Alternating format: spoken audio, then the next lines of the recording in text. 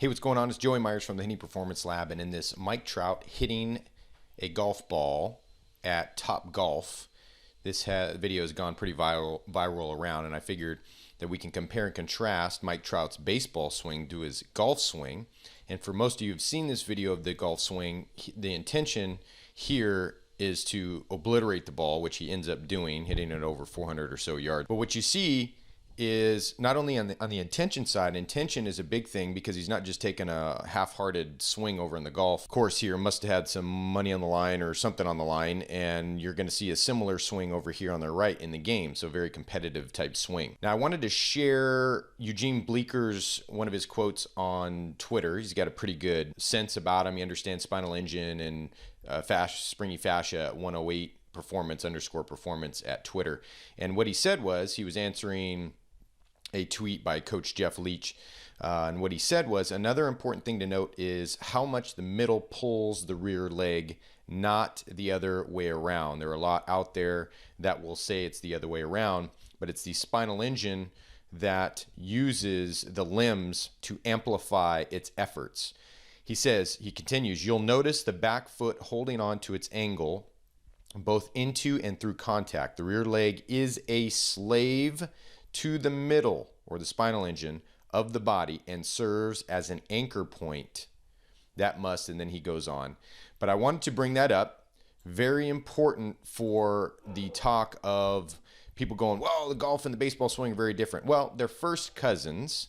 Obviously, there is different intention with a golf swing versus baseball. Baseball, we got timing we got to deal with. We got pitches at different vertical angles, whereas golf has just one pretty much vertical angle. But the movements themselves are very, very, very similar. It comes from the spinal engine and works out. Like Dr. Serge Rakovetsky, the author of The Spinal Engine, who's a physicist and electrical engineer, said that the legs and the arms are not necessary for locomotion. They are an enhancement. As Eugene Bleeker said, Coach Eugene, that the rear leg is a slave to the middle of the body, not the other way around. So I have both of these swings synced up somewhat. So we'll kind of see how it all goes. So if you can see him as he's going into his backswing. You can see the foot pressure happening. Foot pressure is outside of the back foot, inside of the front foot during the backswing of the golf swing. And then on the baseball swing, similar, you're going to see this rear knee start to turn outward with this foot pressure. He is taking his ankle and he's rotating it into the heel of his foot clockwise. For lefties, it would be counterclockwise. And what that will do is that will turn the back knee out. You will get hip torque in the back hip, and this will create a stable base to be able to move from. You're seeing the same thing in the baseball swing. You're seeing his knee shift out. A lot of hitting coaches out there want to push this knee unnaturally inside the back foot, and that's not what Trout's doing. Trout is arguably one of the best in the game, probably ever. Well, by the end of his career, we could probably argue very well that he could be one of the best ever, top 5, possibly top 10, most definitely. But we can see him creating foot pressure outside the back foot, and he's going to be inside the front. You can see he's inside the front foot, lifting it up. And then this is as he goes from his backswing to his downswing in golf, you're going to see him switch that pressure. So you see him start leaning into this front leg on the golf swing, and then you're going to see him switch from inside the front foot to outside the front foot. You're going to see him use that as an anchor point here, and you're going to see it in the golf swing as well. And you're also going to see the shift from the outside of the back foot to the inside of the back foot, almost to the point of at past impact, he's inside completely with that back foot. Over here on the baseball swing, you see him stay inside. He's obviously skipping a little bit more than he is on the golf swing over here, which is non-existent really on the golf swing. But you see him staying inside. You can see from the point of foot pressure, you can see that foot concave going more into eversion. You see him go completely almost everted, and then he will turn as he goes and drag inside. We say inside the back big toe or the back big toe knuckle, staying inside to maintain the foot pressure on the inside of the back foot. And then the pressure being on the outside of the front foot. That is the major difference that you see in a lot of coaches out there and what they teach, but you see is very similar between Mike Trout's golf swing, where he's hitting a golf ball 400 plus yards, and a baseball swing where he's hitting this ball about 400 plus feet. You see it's very, very similar lower halves. It's not the back leg or the back hip that's driving everything. You're seeing the back leg being a slave, as Coach Eugene says, to the middle of the body or to the spinal engine.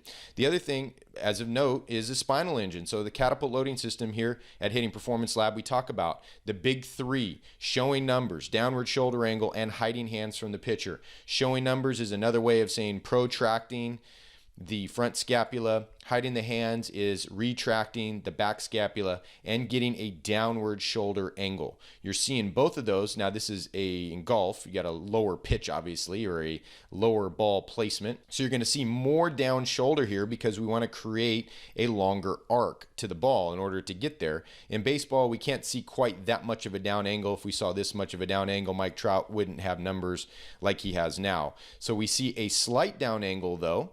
I'm using that back elbow, creating this little slight angle, which we want about 8 to, I liked about 6 to 10 degrees down. And because we have to cover up in the zone, we can't go as extreme as he is over here in the golf swing. But you can see, even from this move, if you watch it from a pitcher's view, which we're not, we're going to keep these swings synced up, you can see Mike Trout's numbers. He's creating neck pressure where it's almost like like we're trying to wring out a towel, where the top hand is the head and the bottom hand is the shoulder, and there's actually a third hand, which is the pelvis. But if we're just talking about showing the numbers and neck pressure, it's just the top two. So we're wringing the towel out. The head creates an anchor point for the shoulders to turn in and to create pressure in the neck to load up the spine so it's ready to go at a moment's notice. You can see Trout doing that here. He can obviously take his eyes off the ball more. It can turn in more because the ball's sitting here and it's not coming in like it is over here on the baseball swing. So you see more of an extreme of a showing numbers, neck pressure type scenario. But you do see it over here on the right with the baseball swing. If we had a pitcher's view, you would see his numbers clearly and completely. And then what you'll see, manipulating the spinal engine allows the hitter to take slack out of the system, meaning that wringing the towel out effect of the spine, so the head being the top hand, the shoulder being the bottom hand, they're turning opposite directions. And then you have the pelvis being the bottom hand that is actually turning the same direction or anchoring the same direction as the head. It's the shoulders that's creating the tension in the middle. And then as the pelvis starts to open, that takes the slack out on the bottom part of the spinal engine, and the top part's already wound up. And so once the lower half starts to go, then it pulls everything around and the slack's taken out. So in this Mike Trout hitting a golf ball at Top Golf, very, very similar to his swing on the baseball field, hitting a ball 400 plus feet versus 400 plus yards with a golf club. Make sure that we're swinging smarter by moving better. And before I let you go, the Hitting Performance Lab wants to know, did you know repeatable hitting power does not start in the hips? Have you heard the expressions, load and explode the hips? Power comes from the hips. Well, we created a free video revealing the results of a scientific study that will show you how we added 48 feet of batted ball distance instantly. And it's not all about the hips. Click here now to get the video while it's still free.